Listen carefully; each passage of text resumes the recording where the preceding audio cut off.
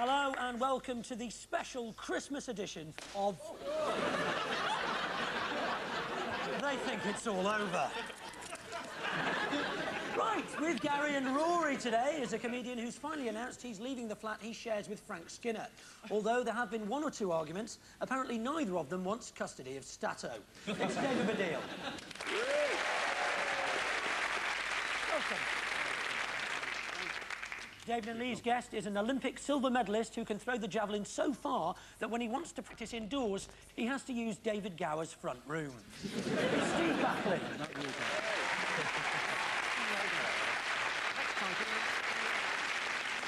We start off with our goal celebrations round. We show each team a goal being scored and then being celebrated and ask why the players were doing what they were doing. Gary, Rory and David, your goal comes from the Premiership and it's Wimbledon's Robbie Earle sticking one in against Coventry earlier this season. Wimbledon have been passing the ball nicely this afternoon. It comes in towards Earle. Great goal, Robbie Earle. Wimbledon has scored. Were they taught it by George Graham and it's called the backhander? Possibly. Even though they're black, are they just very, very bad at high-fiving? Just... like, give me five! Oh, my hand's got in the way. Give me five again! Yeah, or maybe they're patting themselves on the head but forgotten how tall they are. Is it genuinely that... Gary, you can join in if you want.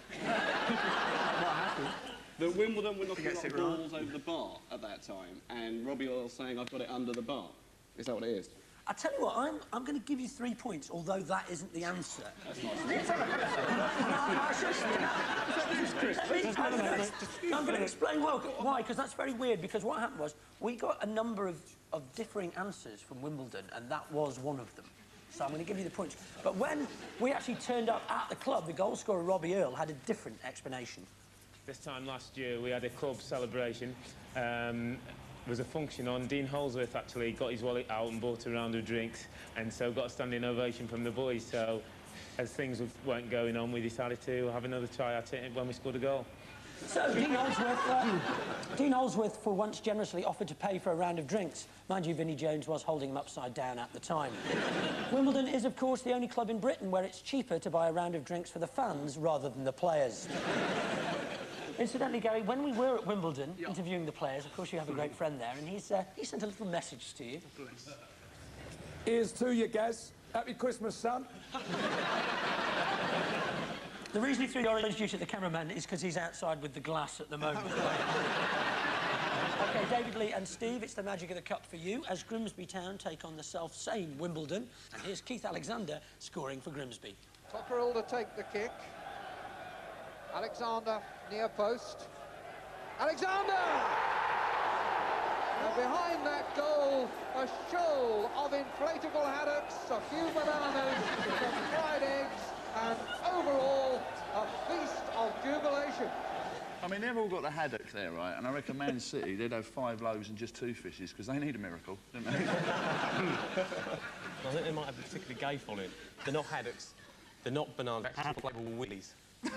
That was well worth waiting for. Thank you. Do you know, the funny thing about Grimsby, I've got to tell you this, right, a few years ago,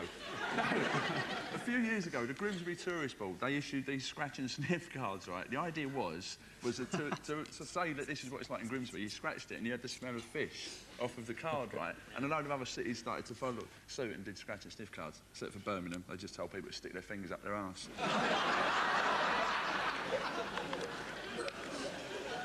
You didn't do Birmingham on your recent tour, did you? No, I had to cancel the Birmingham show, yeah. It's something to do with the fact that, you know, Grimsby's a fishing port, yeah? Do you know Spurs, when Gary was playing for them, the fans wanted inflatable ears? Inflatable ears? But they cancelled it because the real things were bigger.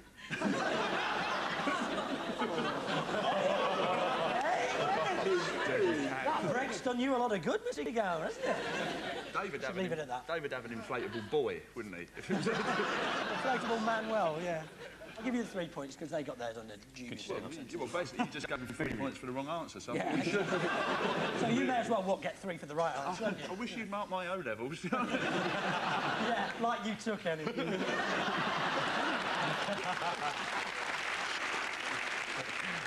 All right, they weren't mine. OK, here's Grimsby fan and all-round fish expert Jimmy Connor to put us in the picture. Well, it's obvious. Grimsby is associated with fish, and this is the largest fishing port in the country.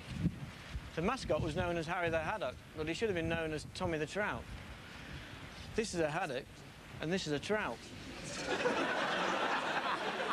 And at the end of that round, Gary's team have 3 and David's team have 3.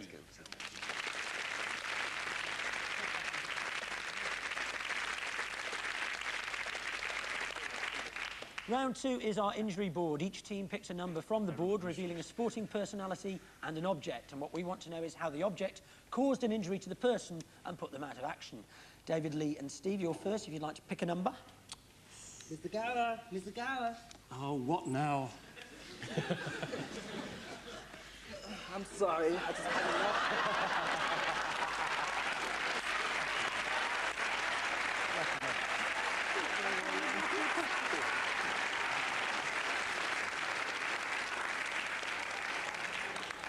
Well, that's How bad long news. have you two been cooking that up? I just want to say that's bad news for me. Go on, number. Oh, 7.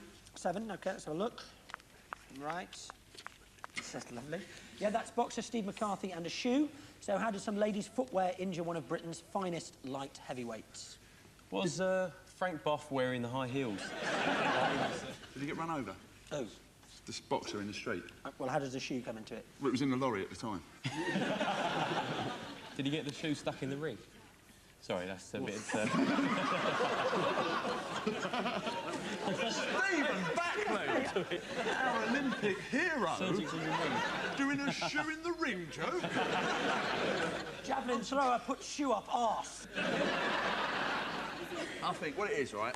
What it is, he was having a fight, right? Traditional for boxers. Well, that's handy. And he was winning the fight, and the other geezer's mother, she comes running in and starts upping him with her shoe. Of course, everyone knows that. Let's see how McCarthy came a cropper. Here he is fighting against Tony Wilson back in 1989. A very, very close look at it. And there's somebody on the ring apron. There's somebody on the ring apron. Who is it? I think it looks as though it may be Tony Wilson's mother, and yes, it is. And she's taken a shoe off, hit McCarthy on the head. I'm afraid it's right. 3 points, yeah. Tony Wilson's mother did get into the ring and gash McCarthy in the head with her shoe. Astonishingly, and this is absolutely true, Steve McCarthy actually lost that fight when he assumed he'd won and went back to his dressing room. In fact, the referee hadn't stopped his opponent at all. He'd only stopped his mother. So McCarthy was disqualified for leaving the ring. Wilson's winning streak, incidentally, didn't last long. In the rematch, he was knocked down in the 3rd round by McCarthy's Aunt Beryl. So, Gary, Rory and David, do you want to pick a number? 11. 11. Yeah, that's Dave Besant, the Southampton goalkeeper, and a bottle of salad cream.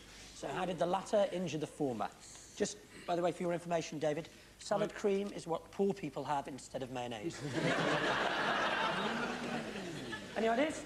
I can't really say what actually happened, but the excuse he gave the nurse was that he walked into the kitchen naked one night and slipped backwards and fell onto the salad cream. Did he get a dressing down at half-time? Oh.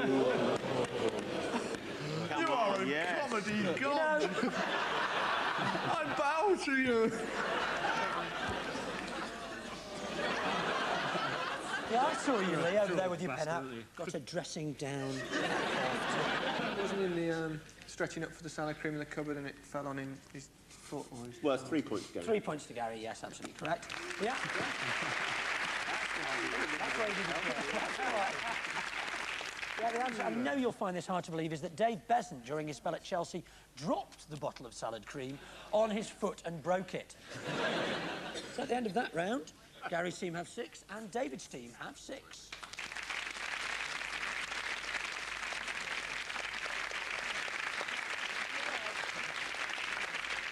Lee, did you know somebody sent us in a cutting? There's a player who's playing for Southend called Lee Hurst. You're kidding? We wanted to mention it because of the injuries, because we couldn't get any film of him, but apparently he got a brilliant injury this summer. They were doing training on an army obstacle course. He jumped over the wall on the obstacle course, but got stuck in the sandpit on the other side, right? And he was winning the race. And then the rest of the team all came over the wall and landed on top of him, and he was out for 4 months. So intelligence obviously comes with the name Lee Hurst. Right, next up is Sing when you're winning. Our celebration of terrace humour. We're going to play the team some supporters' songs and then stop them, and all they have to do is tell us the next lines. David's team, your song's pretty straightforward, or it would be if you were regulars on the terraces of East Fife. It's a hymn of praise to their local rivals, Cowdenbeath.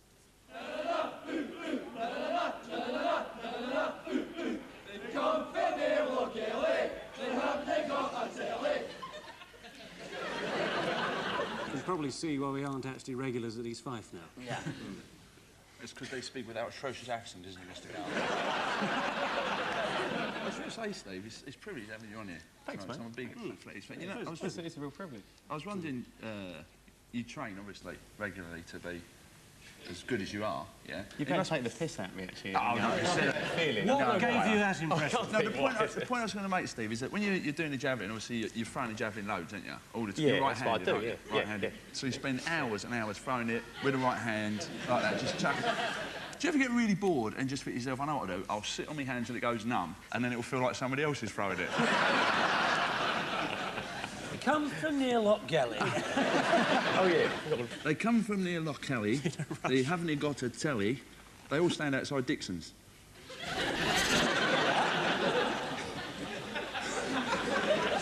Any other stuff? It's going to be Haven't got about... a telly, no. Yeah. Did they just lose it and go, they come from near... You gave a go, his answer there. He went, they come from near Loch Gelly, they haven't got... No. Good effort, Dave. Might be it. Oh, no. Well, there's no point, was there, really? There's just no point in going on. I mean, it's just... You're not batting now.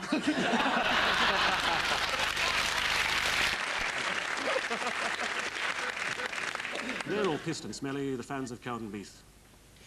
Yeah, I'll give you 3 for that. Here, in fact, is what they sing on the concrete slopes of Bayview Park. They come from near Loch Gelly, they haven't got a telly, they're dirty and they're smelly, they kind of family. Clever, yeah.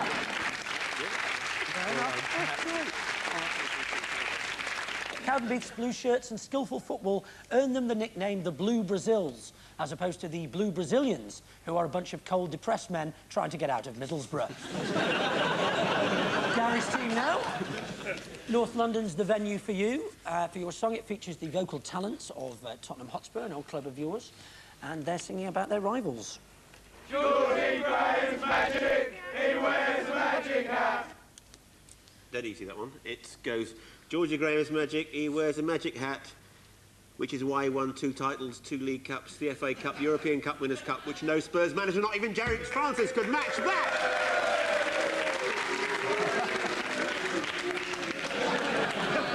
Is it just Georgie Graham's magic, he wears a magic hat, he wears gold-blimey trousers, and he lives in a council flat?